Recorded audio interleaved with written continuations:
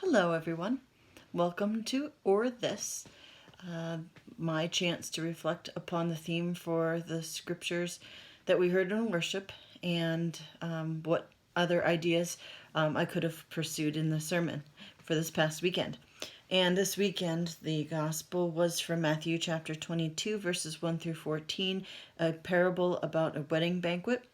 And the first reading was from Isaiah 25, verses 1 through 9. I want to talk a little bit about the Isaiah because I mentioned it in the sermon, but kind of glossed over it. Maybe didn't go into as much detail as you might need to understand it. Um, but we did a study on Isaiah last year, and so I learned quite a bit from that study. And one thing that I learned is that, well, I kind of knew this already, but it was reinforced through the study. In Israel's history, when Babylon came in and conquered them, destroyed Jerusalem, destroyed the temple, sent some of the people of higher society into exile. This was not just of course, a devastating blow to them as people, but it was also a devastating blow to their faith. Because at the time, all the nations had gods. And the idea was that when you were a strong political power, when you had a strong army, and when you could, when your nation was strong and could defend itself, or even go in and conquer other nations, then your God was the greatest God among all gods. If your nation would be weak and it would get defeated, then that the belief was your God was weak. So when Israel was devastated by Babylon, sent into exile, they themselves were wondering what happened to their God. Why did their God not defend them and help them to overcome their enemies? And started to question where God was, even if they had a God anymore.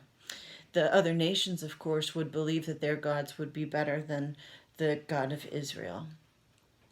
And in the Isaiah passage that we had today, talking about the feast of rich food and removing the shroud of over the peoples, the idea was this was a sign of hope that God was going to restore God's people to a new life.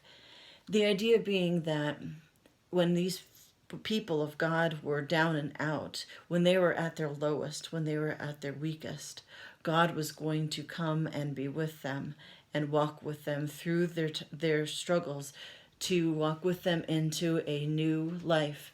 The exile was going to be ending. They were going to be able to return to their homelands, and God was going to be with them and bring them once again back into prosperity and into a good life once again. And in helping these people go from absolutely nothing and absolute despair to hope and to life, a whole new life again, this was going to show the nations that this God can take a people who are at their lowest and give them new life and give them strength and give them courage and hope.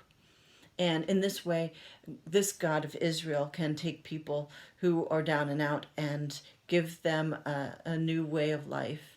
It's so this God doesn't work the same way as the other gods, where the gods just they show their power when the nation is powerful, but this God walks with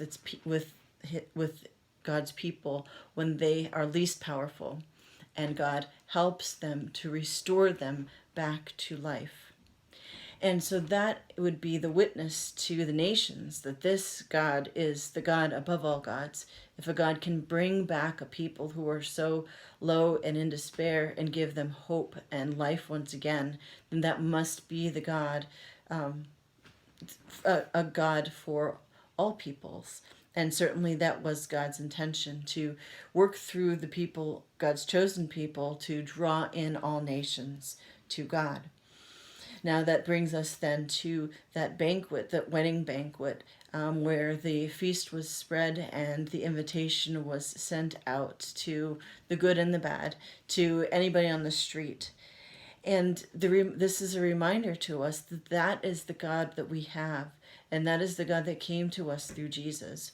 There's a God who goes to find specifically those people who are who might be struggling. They're not going to be high society. They're not going to be the ones that have it all together. But God is coming to find those who don't have it all together, who are just kind of struggling day by day, trying to get through life. And God spreads the table before them, gives them this feast of all of God's good gifts. And in that way, those gifts of God give those people who might be struggling in despair or with fear or struggling with what's going on in their lives, and give them the ability to go on day after day after day despite what they're struggling through.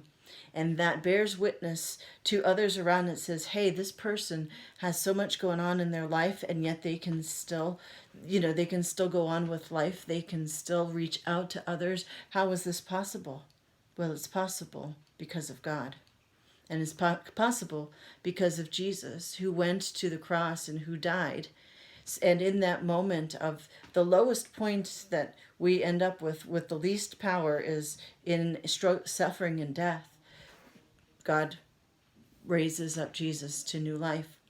And so that risen life of Christ is in all of us when we are struggling, and when life is things are just not going well for us.